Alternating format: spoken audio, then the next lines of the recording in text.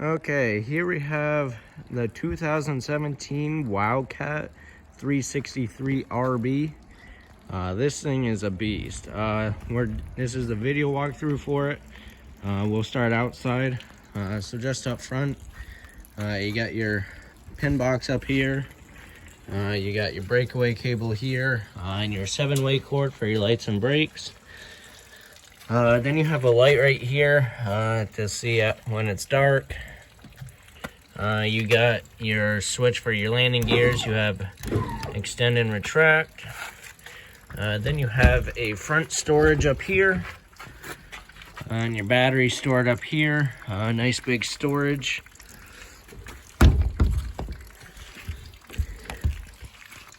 Alright, then you got a propane tank right here. You have two 30-pounders. One's on this side and one's on the other side directly across. You have your regulator right here. This is an auto changeover regulator. This black lever at the top is pointing to what tank is drawing from. So it's pointing towards this side. So that follows this pigtail and goes to this tank. Then you can switch that lever over and it'll draw from the tank on the other side. You can have both tanks on whatever arrow side that's pointing to. That's the tank is going to draw from.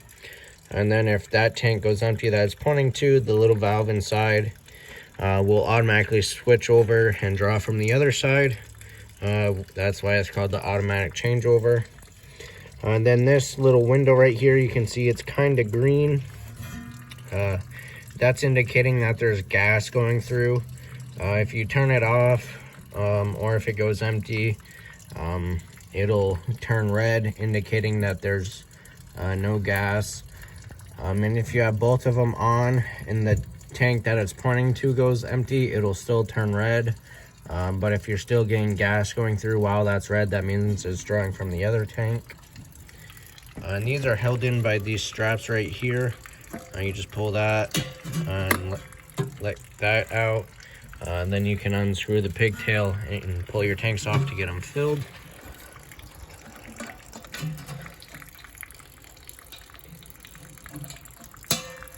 Alright.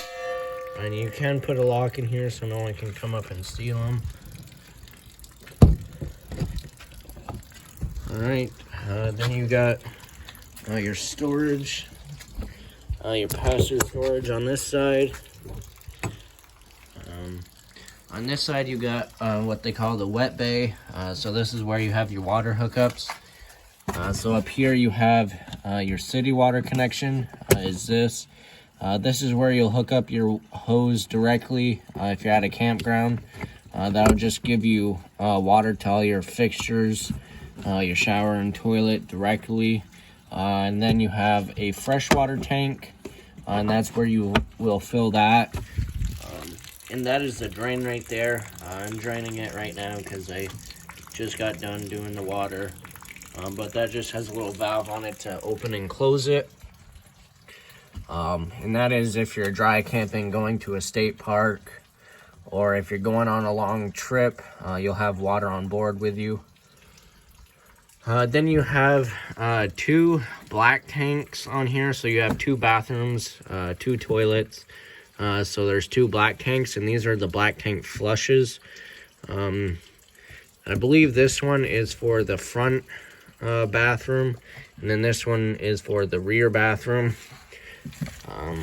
There's little sprayers inside of the tanks, so when you're dumping the black tanks, you can hook the hose up there, and it'll just flush things out for you. When you're using that, you want to make sure that the valve is open. That way, if you get carried away, it doesn't fill up if the valve's closed. And the only place for the water to go if it fills up all the way is through the vent on the roof. So you don't want that happening. And then you got your cable and satellite hookups, and then you also have a battery disconnect right there. And that just pulls out that little lever up there. You have a little light right here. And then this unit, this is the easiest unit to winterize. The only thing you have to do, this is a bypass for your water heater, so no antifreeze goes inside of there. So you turn that to bypass. Then this right here is for winterizing. Then this hose right here, that goes up there. You'll just stick that hose in the jug of antifreeze. And then you'll go inside, turn on the water pump switch. And then you'll just go around, open each faucet until pink comes out. And that's how you winterize it. So it's pretty easy to do. And put that back. It's all ready to go camping. So you have this nice big pass-through storage. And the previous owners left this rack in it. So that's pretty handy. It's like a little shoe rack. But this is just a massive storage. And it's also a heated storage. So this is the ductwork for the furnace. And there's a little vent right there for it to come out. And this side is held up by shocks, so you don't have to hold it open. All right. Then you got your power cord hookup right here. This is a 50 amp unit because it's got a full-size fridge and air conditioner. It's got a fireplace, so it just requires that 50 amps to run the fridge and the air conditioner at the same time. You can get an adapter to go to a 30 amp connection. Just be careful of what you're running at once. And then if you're at home, you can get another adapter to go to a 15 or 20 amp outlet. Plug into your house or an extension cord. That would just keep your battery charged, and you could cool your fridge because it does run off. Your fridge does run off a 15 or 20 amp outlet, so you can do that. Then you have your water heater right here. Pretty simple. This is a gas and electric water heater, and the switches for that are inside. With the gas, it lights on its own, so you don't have to come out and light it. All right, so you have two sewer outlets. You have this main big one right here, and that's where you'll hook up your sewer hose. And the valves for that are right under here. So that one is your waste. They're both wastewater. Actually, that one's your wastewater, so that's your gray tank right there. So that's going to be your bathroom sink and shower, and also your kitchen. Yeah, that one's, it's also going to be your kitchen sink. And then that one is going to be the black tank, so that's your bathroom toilet up front. All right.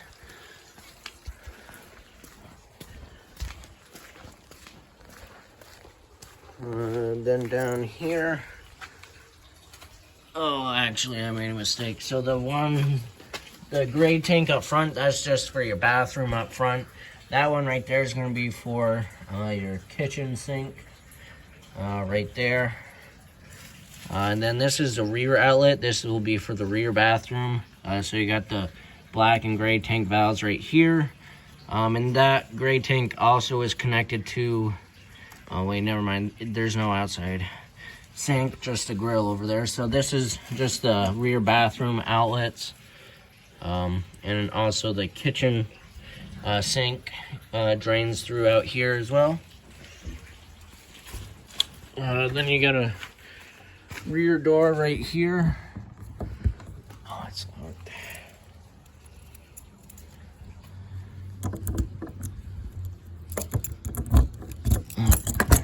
So this rear door give you access to the bathroom is behind there. That's a rear bathroom, so you don't have to go walking through the whole camper to get to the bathroom up front or in the back. You just have a direct access to it. And also there's a sink right here.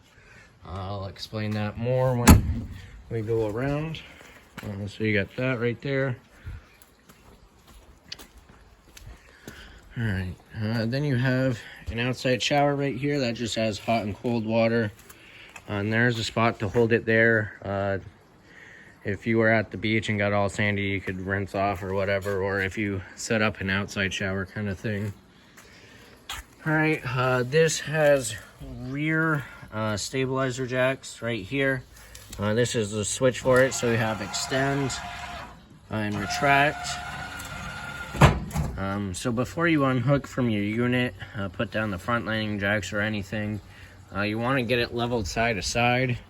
And that, how you do that is you put blocks under the tires. So what I do, back up to the spot where I want to be. Once I'm all straight and stuff, I'll pull forward a couple feet, put blocks where, all right, so yeah, you'll get to where you want. Before you pull ahead a couple feet, you'll put a level inside to see what side needs to go up or whatever. Then you'll pull forward a couple feet, put blocks on that side that has to go up. Then you'll back up onto the blocks and you'll get a level back on the floor and see if you need to make any more adjustments. Once it's level side to side, then you can put down the front landing jacks, and then you can use the front landing jacks to level it front to back once you pull away from it and unhook. Then once it's completely leveled, you can put down those rear stabilizer jacks. You'll hit the button until they hit the ground, or if you put blocks under them. Once they're touching, you'll hold it for another second. You'll hear the motor kind of wind down a little bit. It's putting a little pressure on it. You don't want to try and lift up the back of it because it will bend those jacks. They're only meant for stabilizing. And then also, where's it? Oh, right in front of the wheels, you have some hand crank stabilizers. So just stabilize the center of the unit, because this is a big unit on both sides. So you got 6 points of stabilization on the ground. So that's pretty good for this size. Then back here you got the rear kitchen area, and this is on shocks, so it just holds itself up. You got a mini fridge here. Then you got a little grill that just slides out right there. And this hose connects, let's see, right to there. And then it'll connect to that down there. And that draws off the propane tanks right up front. You got an outlet back here, some lights and storage. And some more storage there. Alright. Alright, moving down, you got an outlet right here. And then you got a cable hookup, so you could have a TV outside and hook it up there. This black panel, that's just for the back of the fridge. It's a vent for it. And then this little hose sticking out is the drain for the condensation. That's just where we service it. You'll never have to open that and get back there. And then up here you got the vent for the stovetop, and there's a little flap in there. Once you turn on the fan, it'll open up. Right here, this is the exhaust for the furnace. Make sure nothing's in the way of that, and that gets pretty hot, so don't touch it. Then you got the other side of the storage compartment. And this one has magnets on the door. Right there, and then up there, so that I'll just hold it open like that. And then you also got another cable hook up here, so you could set a TV up in here, have it on a stand, and then you can have it in cover. If it was raining or sprinkling, you could have the awning open and protect yourself. And then you got a light on this side. It's a pretty decent size. Alright, then this is your other propane tank right here. Alright, now we'll make our way inside. Okay, So walking in to the right, you got a couple switches here. So you got light switch that is for the living room / kitchen area. Then this light is for the hallway going up to the bedroom.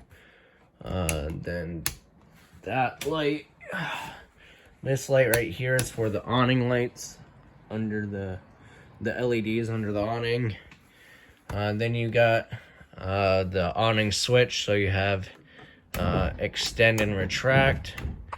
With the awning, you'll watch it when you're rolling it out. There'll be a valance that'll fold down, and you'll be able to see the bare tube. You don't want to keep holding the button. Once you see the valance fold down, let off the switch, it's all the way out. If you keep holding it, it'll roll up backwards, and then it might cause some damage. Then you got the slide room switch for this slide room, and this goes all the way from this cabinet all the way down to that rear door. So this is a massive slide. Then you got a vent fan switches here, and that's for that vent over there in front of the fridge. So you got open and close, and then you got on. So that's pretty easy. Then you got your thermostat here. So you got fan. That's just a fan in the air conditioner. You can have it on low or high. That's if you wanted to circulate some air. If you're going to use the air conditioner or the furnace, make sure it's an auto. And then you got cool and furnace. Then off. And then the plus and minus is the temperature control. Alright, below all the switches, you got this little box right here. This is where all your fuses and breakers are. They're all labeled right here, so you can tell which one is for. Then this is your LP and carbon monoxide alarm. That is hardwired to your battery. So if the battery up front starts going dead or whatever, that'll be just like a smoke alarm. Alright, then you got the steps going up. You got your bathroom, so you got your medicine cabinet, your sink right there. And then your door is a little sliding door that goes in between the wall. So that lifts up. Then it slides open. And then you slide it in there to lock it. And then you just lock it back open for travel. You got your light switch here.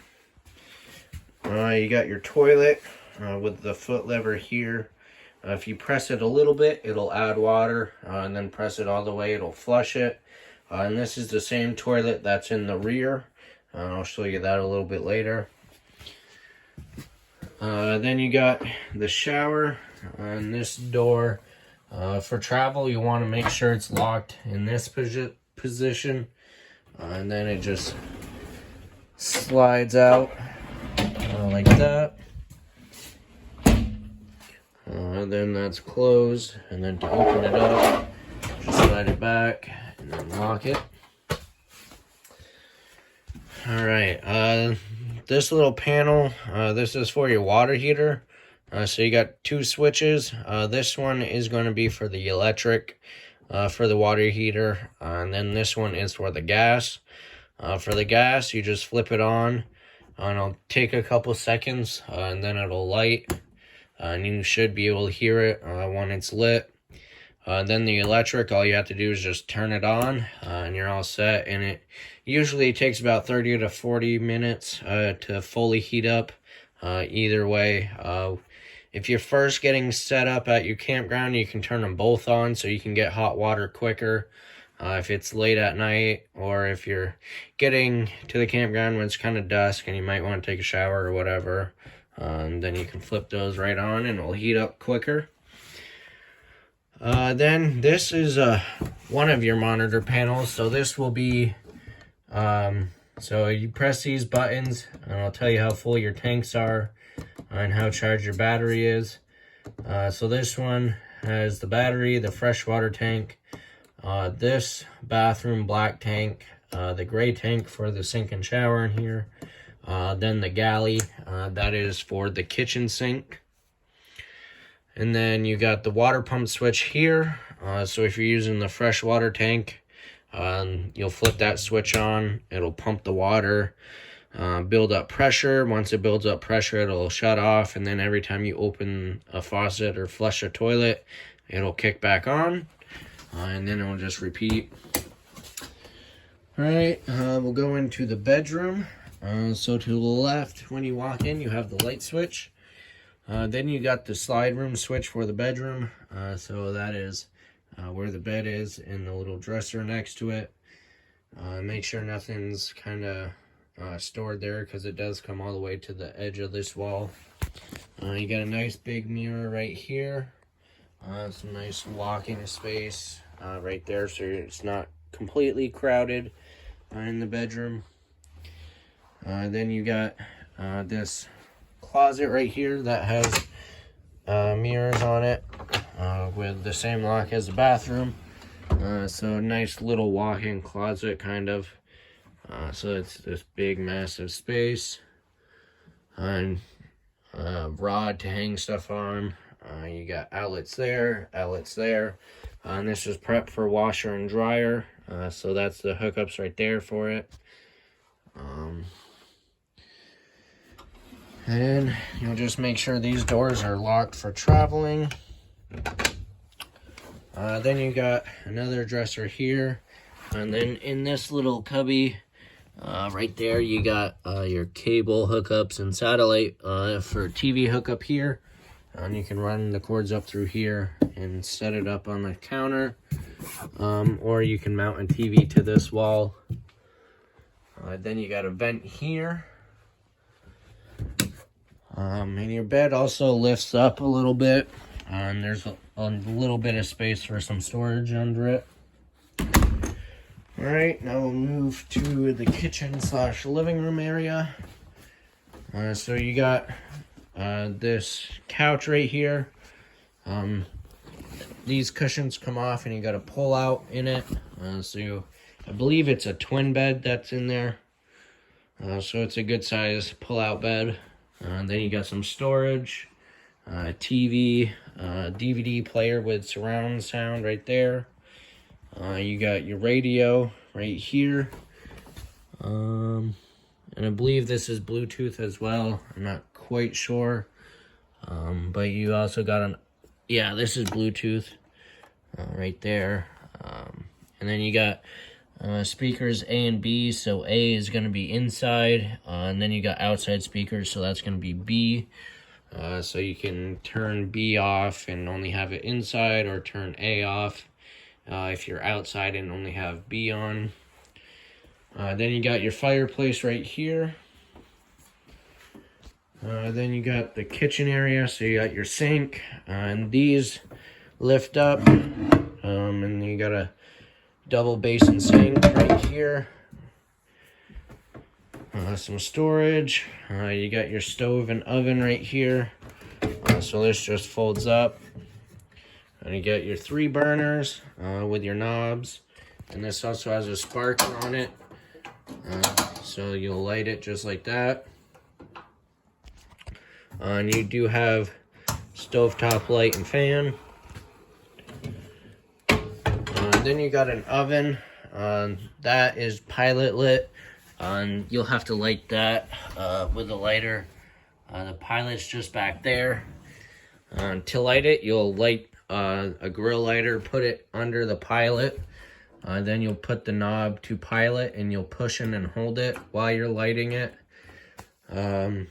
If you move your lighter and you see that there's flame on the pilot, keep holding the knob for 10 or 15 seconds. And then after that, if you let off the knob and it stays lit, then you can turn it to what temperature you want. If it doesn't light, just try it again. Then you got your fridge and freezer here. This is pretty easy. It's got one button, and all you have to do is just press and hold it until the light comes on. Green means it's running off electricity, so when you're plugged in, it should run off electricity. And then if you're not plugged in or if power goes out and your propane tanks are on, that'll turn orange if it lit. If it didn't light, it'll be a red light right there. That means it didn't light. Just turn it off, check, make sure your tanks are on, make sure there's stuff in it, and then just try it again. The fridge draws the least amount of propane, so sometimes air gets in the line, so you just have to try it a couple times.